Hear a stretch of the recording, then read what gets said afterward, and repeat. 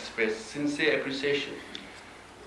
Before taking over the political leadership, I knew Indian government and Indian people were very generous to us. But after taking over, more than ever, I've realized that how generous the Indian government has been. And that's why we don't complain that much. But because we say we are mehman here, and as a mehman, whatever the host provide us, we will take it. But given a choice, do we want something more politically? Of course. But whatever we are provided, we take it, and no complaints. But we also have requests that Tibet be one of the core issues of India in dealing with China. Because China says Tibet is, along with Taiwan and South China Sea, as core issues. Now, I will briefly talk about Tibetan democracy, which is not much known in the larger world. I got elected last year. And then His Holiness the Dalai Lama also decided to transfer all his political authority to the elected leader. Now, the interesting part of the story is, while I was running for the election, I thought I was coming to Dharamsala, to India. I was returning to work under His Holiness the Dalai Lama as being both a spiritual and political leader, and to work for the Tibetan people. I never thought that after coming to Dharamsala, I'll be told by His Holiness that you're on your own now, you have to take over everything, and you have to replace the political leadership. But as a Tibetan, one has to shoulder the responsibility. In the last 15 months, I'm doing the best I can, working very hard, and with support and solidarity of the Tibetans, inside and outside, and they have rallied around with the transition. It has gone on quite smoothly. Now, how I became a candidate and how I ran the election might be interesting to you. It's a bit of a funny story. So, I became a candidate by default. In normal election, you become a candidate and promise bread, butter, and shelter. Roti, kapra, or makan. Hum de denge, vote mere ko de do. But this is Tibetan movement, so you can't promise bread, butter, and shelter. Tibetans say, I am आपको रोटी कपड़ा मकान दूंगा, अरे मेरे को ये नहीं चाहिए, मेरे को अपना देश चाहिए, हम अपना देश वापस जाना है. So I formulate a strategy. But before that, at that time, that's now almost 2 years ago, other candidates were quite serious, very serious candidates. Former Kala Tripa, or the former Prime Minister, Speaker of the Parliament, Deputy Speaker of the Parliament, most seasoned diplomat, and Private Secretary of His Holiness the Dalai Lama for more than a decade. So they were the other candidates. And I was the youngest, never worked in Dharamsala before, and spent the last 16 years in America. Now looking at these candidates, the conventional wisdom was, I had 0% chance of winning. So this, when the topic gets going, it comes here. So I asked my friends, my very good friends, I said, what should I do? Because people are mentioning my name, they're circulating my name in websites and internet. Should I run or not? One of my best friends told me, I said, I'm thinking of running because so many people are mentioning my name. Are you sure? And I said, yes. Then what you really need is a graceful exit strategy. And I said, why? Look at other candidates. You have no chance of winning. So first you have to come with a graceful exit strategy, then you run. The second friend I asked, and he said, okay, give me 2 days, I'll call back. And after 2 days he called back and said, he talked to all his friends in Washington DC, in Dharamsala, no one is voting for you, so you get the message. And the third friend, I complained, I said, all my friends are talking like this, what should I do? My third friend said, Lobsang, you should run, because you have nothing to lose. So with that encouragement, I ran. So, but then actually, Tibetan population at large were in the mood for change. But then the election became, of course, more serious. It became about the Tibetan cause, and then obviously more about personalities than policies, which is often the case in election. But then,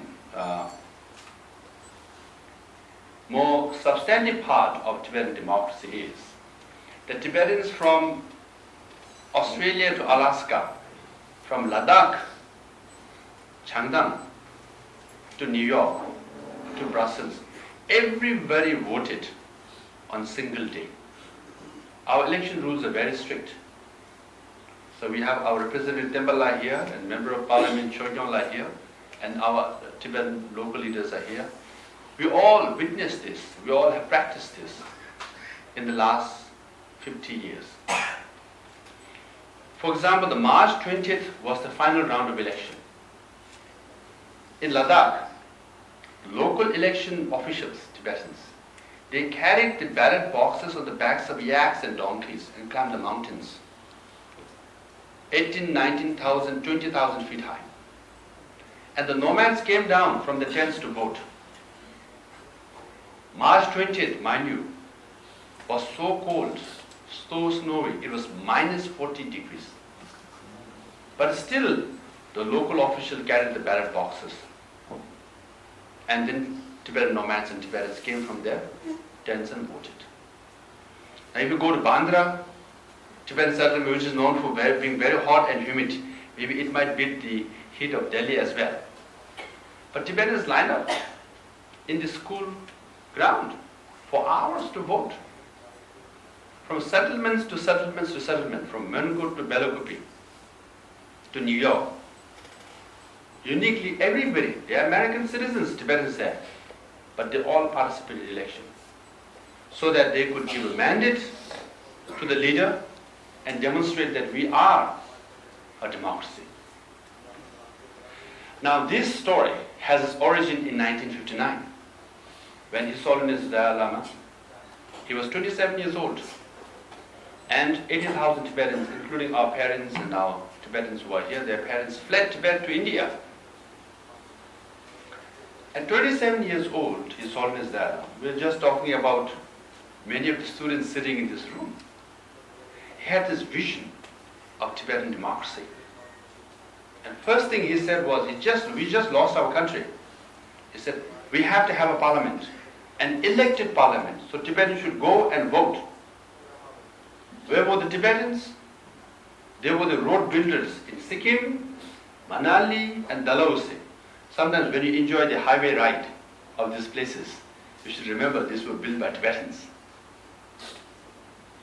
So the highway road constructors, on the roadside, they all gathered and said, His Holiness has instructed us to vote and elect our representatives. And they did. So on September 2nd of 1960, we established the first Tibetan parliament. Just a year after we lost our country. We all were refugees. Now again His Holiness said, well, as former President K.R. Narayanan was for equality and justice, Dalits, tribals and women. His Holiness said we need women representation in the parliament. In 1963, second parliament, we had women representation.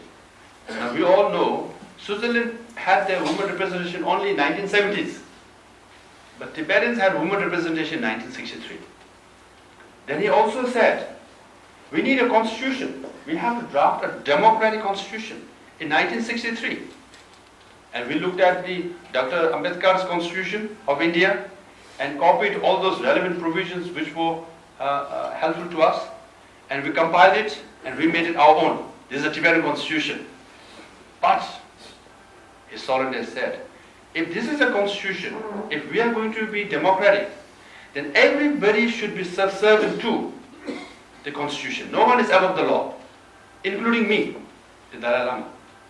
What we need to do, we need to put a provision which says that Dalai Lama can be impeached. Can you imagine? Tibet, we just lost our country. He is our undisputed leader, spiritual and political leader. Tibetans revere him. Now he wants to put a provision that will impeach him. And then there was a big controversy. How can you even think of impeaching the Dalai Lama? How is it possible? Then there were blames. Who is the translator? Who translated the Indian constitution into English, Tibetan language? Who is the one who is working on it, you know? And a lot of complaints. But in the end, His Holiness said, no, this is me. I want this constitution. I want this provision. So we had an impeachment clause in the Tibetan constitution as early as 1963.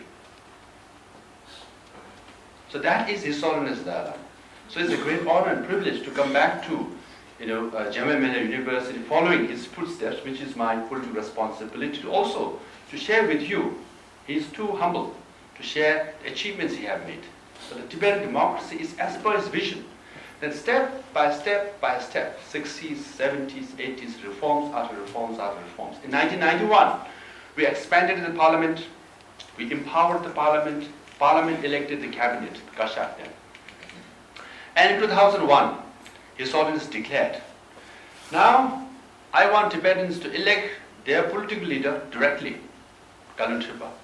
So Kalun Tripa Samdo Rinpoche, whom some of you might know, is again a Ghanaian, a very great scholar, and also speaks Shuddh Hindi and Sanskrit. My Hindi is only up to class 8. But he got elected and re-elected in 2006. And 2011, finally, the election round. We all said, this is a crucial election because we are electing political head, and they're very important, and His Holiness is 76 years old at that time, so we all have to engage and involve, and Tibetans all over the world were engaged and involved. And then, 2011, His Holiness said, we are going to separate the church and the state. Institution of Dalai Lama will be our most revered leader, our spiritual leader, and political leadership will be with the Tibetan people. What does it mean? Again, this is another vision. He wanted Tibetan people not rely on an individual only. He wanted to empower Tibetans by democratizing the system, and the democratic system will carry forward the Tibetan movement. Similar to the Indian National Congress, democracy was embedded in the institutional mechanism, how it was set up, so that the people will be engaged in the system, and democracy will push forward and strengthen and sustain the Tibetan movement. So we are in the new phase of the Tibetan cause, a historic phase. The transition is taking place. Having said that, this transition should not be interpreted as separation or different from the history of Tibet or the tradition of Tibet. Meaning, His Holiness the Dalai Lama, the institution of Dalai Lama, has its origin way back in 13th century. But the political authority was taken over by the 5th Dalai Lama in 1642. From 5th Dalai Lama to 14th Dalai Lama, the Dalai Lamas were both spiritual and political authority. They were the sovereign head. They were the legitimate leader of Tibet. So when 5th Dalai Lama passed away, Desi Sangay Gyatso, so Desi, this is very important, Si. My title is Sikong. Si means political leadership. Desi Sangay Gyatso took over. And from 7th Dalai Lama on, Sikong takes over each time a Dalai Lama passes away. Meaning the term Sikong has a historical basis. So 5th Dalai Lama to 14th Dalai Lama, they were the legitimate sovereign head of Tibetan people. So when 14th Dalai Lama devolved his political authority, along with the political authority, he transferred history of Tibet. He transferred the legitimacy of Tibet. Hence, Dharamsala-based Tibet administration and the title Sikong has historical continuity and political legitimacy.